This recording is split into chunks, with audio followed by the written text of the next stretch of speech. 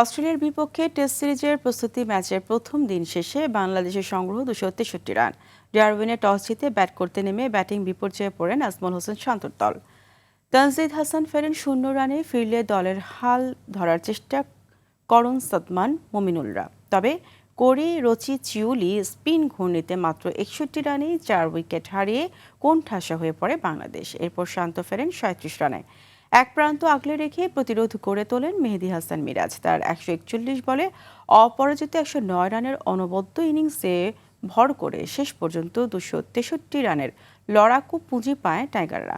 স্বাগতিকদের হয়ে 6 উইকেট শিকার করেন স্পিনার কোরি রচি চিউলি। জবাবে ব্যাট করতে নেমে দিন শেষ হওয়ার আগে 2 উইকেট হারিয়ে 51 রান তোলেন অস্ট্রেলিয়া একাদশ।